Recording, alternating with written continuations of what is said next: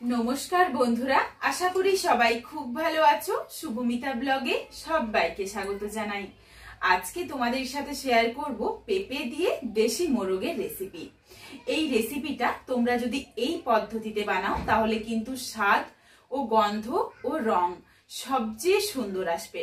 বন্ধুরা, বাড়িতে অবশ্যই একবার হলেও দেশি মোরগ এইভাবে রান্না করে দেখো, তারপর আমায় কমেন্ট করে জানিও রেসিপিটা তোমাদের কেমন লাগলো। তাহলে চলো বন্ধুরা, রেসিপিটা দেখে নেওয়া যাক। রেসিপিটা কেউ স্কিপ করো না। স্কিপ করলে আমি কি পদ্ধতিতে রেসিপিটা বানালাম বা কি মশলার অ্যাড করলাম সেটা তোমরা মিস করে যাবে, তখন হয়তো রেসিপিটা খেতে এতটা ভালো হবে না। এখানে আমি প্রথমেই 1 কিলো দেশি মোরগের মাংস নিয়ে নিয়েছি। মাংসগুলো মাঝারি করে পিস করেছি, খুব বেশি ছোটও না আবার খুব বেশি বড়ও না। মাংসটা ধুয়ে পরিষ্কার করে জলটা ঝরিয়ে নিয়েছি। এরপর মাংসটা কিছু মশলা দিয়ে মেখে রাখবো, তার জন্য একটা বড় পাত্রে নিয়ে নিলাম। এরপর প্রথমেই জল ঝরানো মাংসের মধ্যে দিয়ে দিচ্ছি স্বাদ অনুযায়ী লবণ। লবণের পরিমাণ কিন্তু আমি মাংসতে এমনভাবে দিয়ে দেব যাতে ঝোলেও এই লবণের মধ্যেই লবণটা হয়ে যায়। তারপর দিয়ে দিয়েছি পরিমাণ অনুযায়ী হলুদের গুঁড়ো আর 1 চামচ পরিমাণে আদা রসুন বাটা, আর দিয়ে দিচ্ছি বড় চামচের 1 চামচ পরিমাণে কাঁচা সর্ষের তেল। এরপর মাংসটা খুব ভালোভাবে হাতে করে মেখে নিচ্ছি, আর মাংসটা প্রায় 30 থেকে 40 মিনিটের মতো রেস্টে রাখবো, যাতে ভালোভাবে মাংসের মধ্যে মশলাটা ঢুকে যায়। তাহলে কিন্তু রান্নাটা খেতে সবচেয়ে বেশি ভালো লাগবে। ভালোভাবে মাংসটা মাখা হয়ে গেছে, এরপর সাইডে রেখে দিলাম। এখানে আমি দেশি মোরগের মাংস রান্না করছি, এই জন্য কিন্তু অবশ্যই অল্প একটু পেঁপের ব্যবহার করব। তাহলে মাংসটা সহজেই নরম হয়ে যাবে, খেতেও বেশ ভালো লাগবে। এদিকে দেখো, আমি কিছুটা পেঁয়াজ কুচি, টমেটো কুচি, আলু কেটে নিয়েছি, আর যেই পেঁপেটা নিয়েছিলাম সেই পেঁপেটাকে 4 ভাগে ভাগ করে নিয়েছি। একটু বড় বড় টুকরো করে কেটে নিয়েছি পেঁপেটা। পেঁয়াজটা দেখো বেশ পাতলা করে কেটেছি। এখানে আমি যেটুকু মশলার ব্যবহার করব পুরোটাই কিন্তু 1 কিলো মোরগের জন্য। কড়াই গরম করে কড়াইয়ে প্রথমেই কিছুটা পরিমাণে সর্ষের তেল দিয়ে দিয়েছি, আর কেটে পরিষ্কার করে ধুয়ে রাখা আলু আর পেঁপেটা দিয়ে দিলাম। পেঁপে আলু দিয়ে নাড়াচাড়া করে বেশ একটু লালচে রং ধরিয়ে পেঁপে আলুটা ভেজে নিয়েছি। তবে পেঁপে আলু ভাজার সময় কোনোভাবেই লবণ বা হলুদের গুঁড়ো কোনো কিচ্ছু দেওয়ার দরকার নেই। মাংসের মধ্যে আমি যে পরিমাণে লবণ দিয়েছি তাতেই কিন্তু পেঁপে আলু সমস্ত কিছু সুন্দরভাবে লবণ হয়ে যাবে। কড়াইয়ের মধ্যে যেটুকু সর্ষের তেল ছিল সেই তেলে আরও কিছুটা সর্ষের তেল অ্যাড করে নিয়েছি। তেলের পরিমাণটা তোমরা তোমাদের পছন্দ মতো চাইলে আরও বাড়িয়ে বা কমিয়ে নিতে পারো।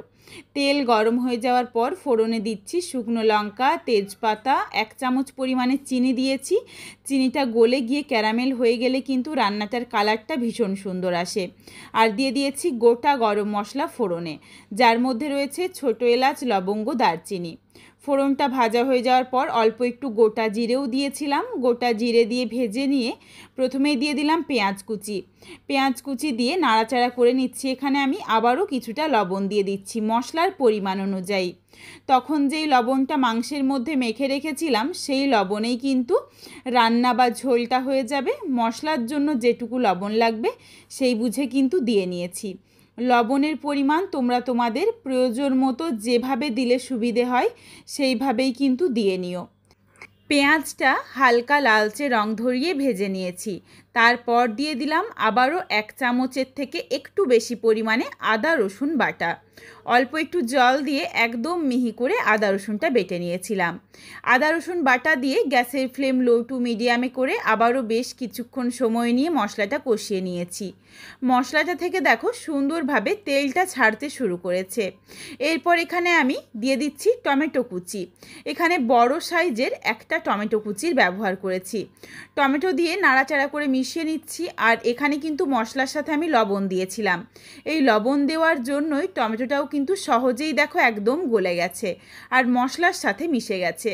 মশলাটা এমনভাবে বানাতে হবে যাতে মশলাটা একদম গলে যায়। এই জন্য অবশ্যই গ্যাসের ফ্লেম লোতে করে একটু সময় নিয়ে মশলাটা তৈরি করতে হবে। একদম দেখো সুন্দরভাবে কিন্তু মশলাটা গলে গেছে। এরপর এর সাথে দিয়ে দিচ্ছি কিছু গুঁড়ো মশলা। প্রথমেই দিয়ে দিলাম অল্প পরিমাণে হলুদের গুঁড়ো। হলুদের গুঁড়োটাও কিন্তু খুব বুঝে দিতে হবে, তার কারণ মাংসের সাথে হলুদের গুঁড়ো দেওয়া রয়েছে। দিয়ে দিলাম ঝালের জন্য লঙ্কার গুঁড়ো, 1 চামচ ধনের গুঁড়ো, 1 চামচ জিরের গুঁড়ো, আর 1 চামচ দিয়ে দিচ্ছি কাশ্মীরি রেড চিলি পাউডার।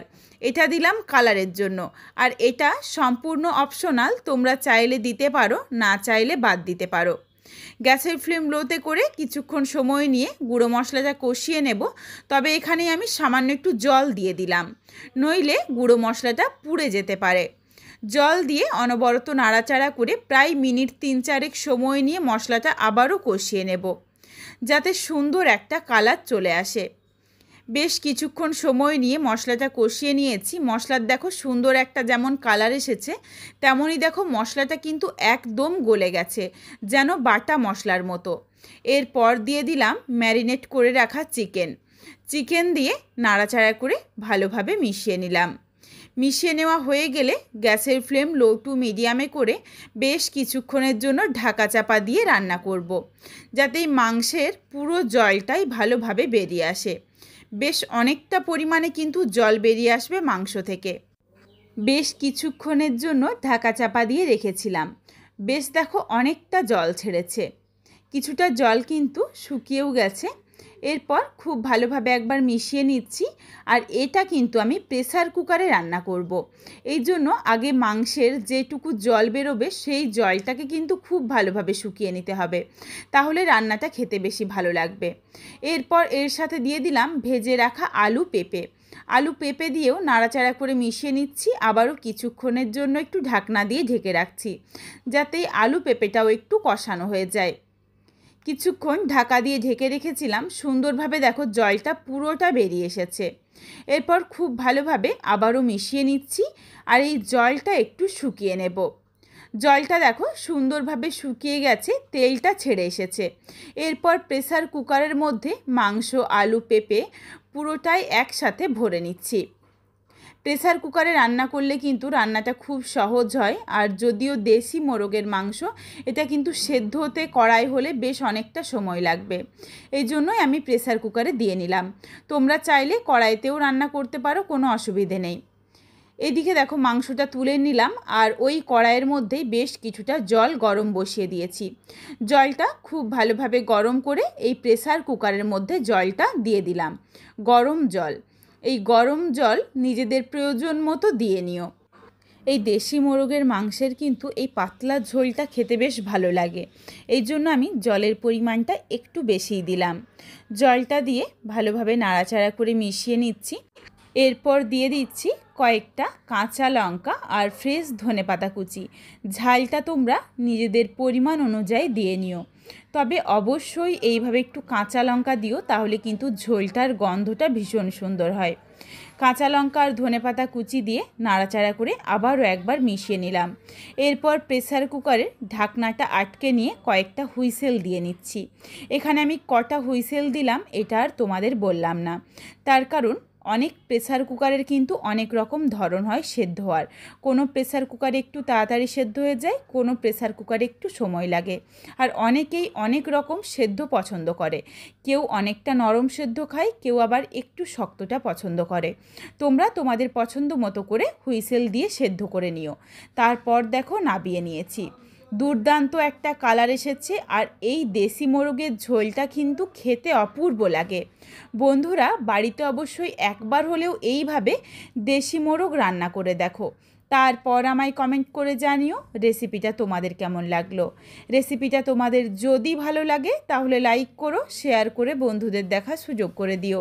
তোমরা যদি আরও এই ধরনের নিত্য নতুন ঘরোয়া রেসিপি দেখতে চাও, তাহলে অবশ্যই আমার চ্যানেলটিকে সাবস্ক্রাইব করে পাশে থাকা বেলটি অন করে অল নোটিফিকেশান অন করে দিও, যাতে আমার প্রত্যেকটা রেসিপির নোটিফিকেশান সববার প্রথমে তোমাদের কাছে পৌঁছে যায়।